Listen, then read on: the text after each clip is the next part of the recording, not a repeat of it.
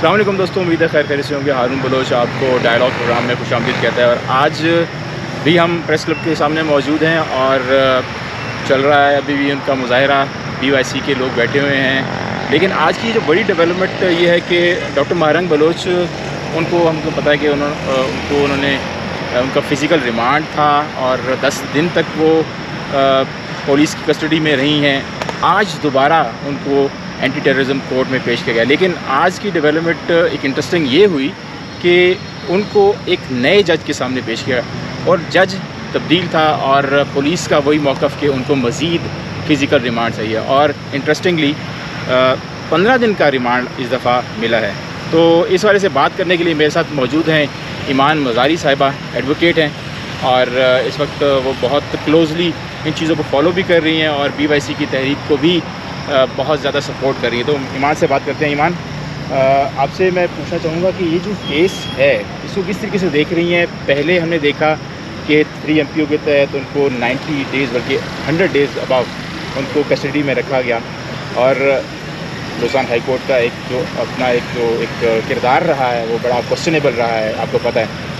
اور جو کیس جنہوں نے بنایا تھا 3 MPO کا، اور کیس بجائے کہ بلوچستان ہائی کورٹ میں سیٹل ہوتا، وہ ٹرانسفر کر دیا گیا دوبارہ ایڈمنسٹریشن کے پاس، اور ایڈمنسٹریشن نے پھر ان کو 100 دن تک تقریباً یا اس سے بھی زیادہ اپنی کسٹڈی میں تھا، اور پھر اچانک ان کو ایک دن اٹھ کے پیش کر دیا انہوں نے اینٹی ٹیررزم کورٹ پہ، اور کہا کہ اس پہ اینٹی ٹیررزم کورٹ کے پرچہ ہے۔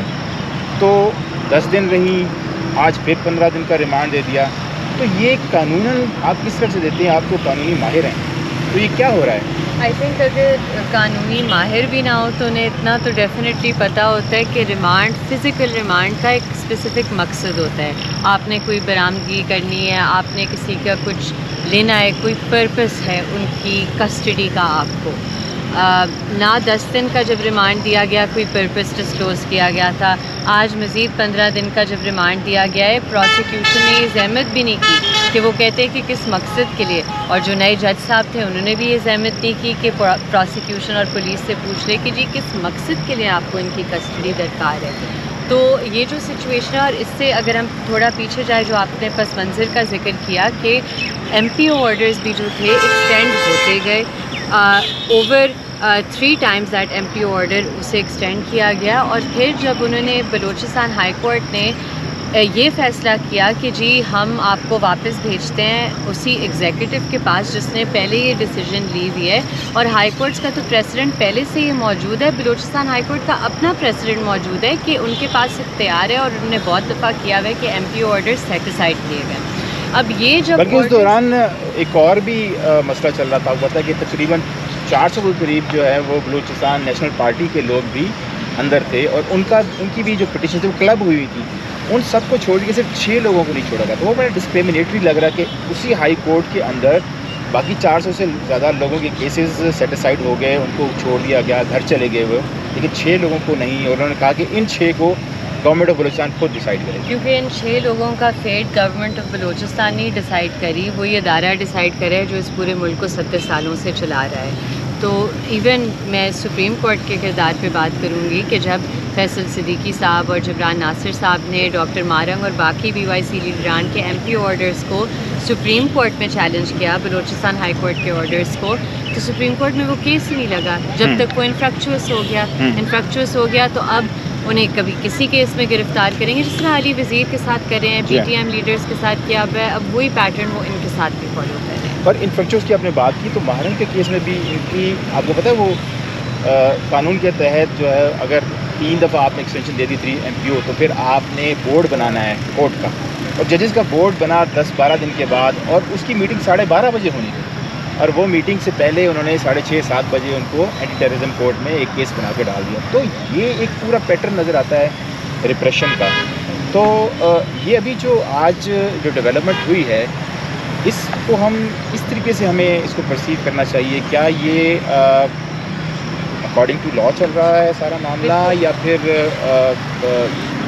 سارے ادارے خصوصاً ماہرنگ کے پیچھے ہیں کہ یہ باہر نہ آئے؟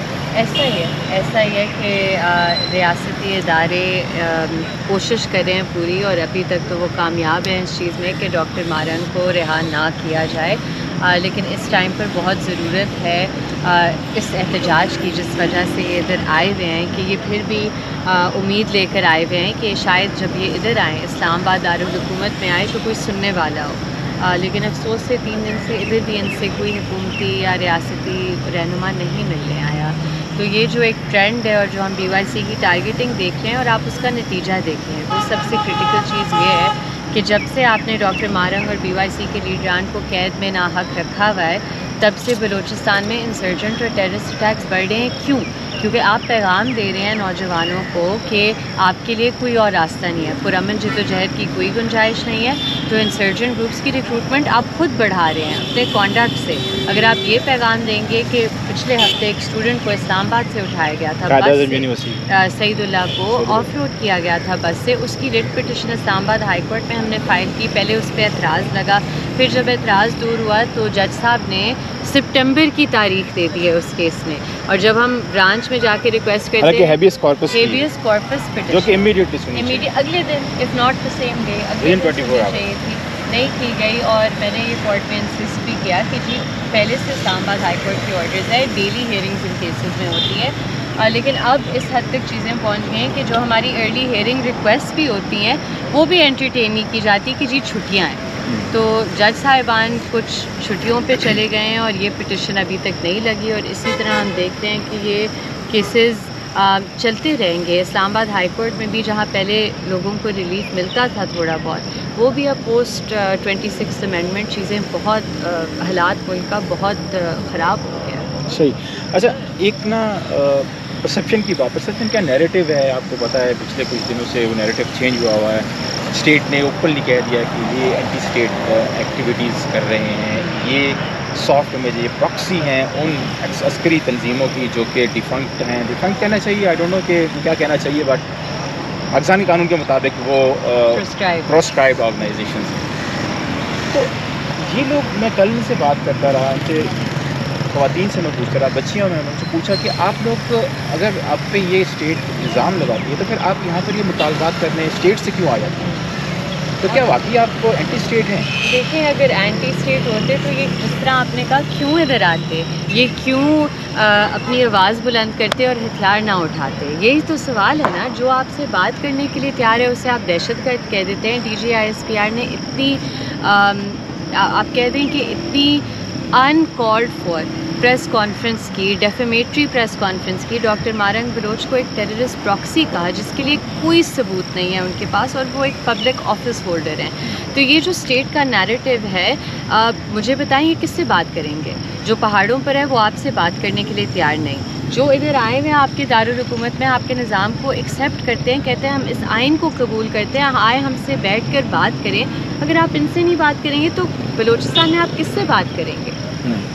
اچھا اب یہ سارا جو معاملہ ہے بلوچستان کا، یہ ہسٹورک ہے. یو آل نو کہ کیا آج مسلم ماضی میں ہوتا رہا ہے اور گریوانسز کہاں سے بڑی ہیں اور آج یہاں تک پہنچ گئی چیزیں. مسئلہ تو کافی عرصے سے وہاں پہ کھڑا ہے اور جہاں پہ تھا وہیں پہ موجود ہے. اگر ہم اس سارے مسئلے میں ان کو فٹ ان کریں، ان کی تحریک کو، تو اسٹیٹ کے لیے کیا آپ ایڈوائز کریں گے کہ سب سے بیسٹ سولوشن کیا ہو سکتا ہے؟ ان کو کیا انگیج کیا جائے یا کوئی اور راستہ ہے؟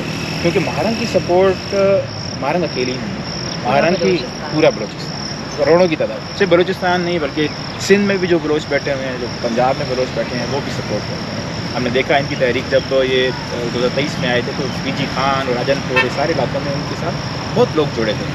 تو اسٹیٹ کو اب کیا راستہ اپنانا چاہیے؟ میرا سولوشن کی تھوڑی سی بات کریں. سولوشن یہی ہے کہ آپ ان کے ساتھ انگیج کریں، اور یہ جو پالیسی ہے جبری گمشدگیوں کی، ماورائے عدالت قتل کی، بلوچستان میں لوٹ مار کی، یہ پالیسی آپ کو ختم کرنی ہوگی. یہ اس طرح ملک نہیں چل سکتا.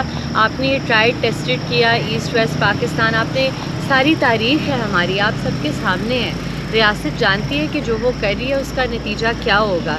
تو پھر آبویسلی سوال یہ اٹھتا ہے کہ کیا ریاست خود اپنی ریاست کے ساتھ غداری کر رہی ہے یا لوگ غدار ہیں جو کہہ رہے ہیں کہ ہم اس ریاست کو ایکسیپٹ کرتے ہیں، ہمارے ساتھ انگیج کریں.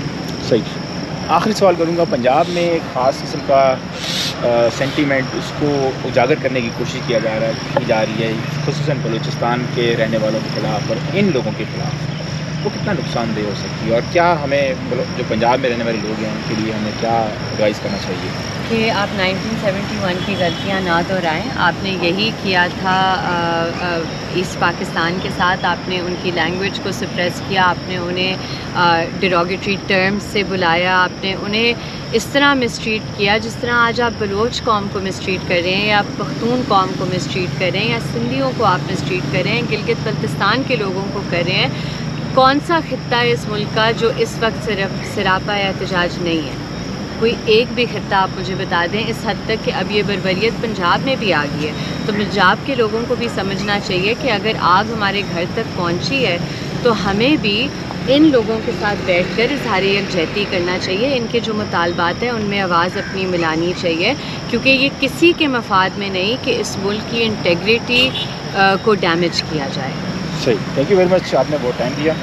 تو دوستو، آپ نے گفتگو سنی ایمان مزاری کی، اور وہ اس والے سے خصوصاً اسٹریس کر رہی تھی کہ یہ سارا معاملہ جو ہے اس کو بالکل جو لینز ہے اس کو چینج کرنا پڑے گا. سیکیورٹی کا لینز، اس کو جس طریقے سے اسٹیٹ دیکھتی ہے اس لینز سے ان لوگوں کو یا ان کی تحریک کو یا پھر پورے بلوچستان ان کے اندر رہنے والے جتنے بھی باسی ہیں ان سب کو، وہ لینز اتنا پروڈکٹیو نہیں رہا. اس کی ہسٹورک اگر ہم بات کریں تو ہسٹوریکلی بھی وہ اس نے ڈیمیج ہی کیا ہے پاکستان کو، اور پاکستان کی انٹیگریٹی، سالمیت اور اس کی خود مختاری اس کے لیے بہت امپورٹنٹ ہے کہ عوام چاہے کسی بھی ایتھنیسٹی کے ہوں، کسی بھی لینگویج کے بولنے والے ہوں، چاہے وہ کسی رنگ و نسل کے ہوں، اس سے کوئی فرق نہیں پڑتا. جب آپ ایک فیڈریشن ہے تو فیڈریشن میں آپ کو تمام لوگوں کو ساتھ ملا کر چلنا چاہیے. اس سے میرے خیال میں سیکیورٹی کے جو معاملات جو اسٹیٹ کے ہیں وہ بہت ایزی ہو جائیں گے، بہت آسانی سے حل ہو جائیں گے. صرف ڈائلاگ کرنا ہے، ان کے ساتھ بیٹھنا ہے، اور یہی ہمارا ڈائلاگ بھی تھا.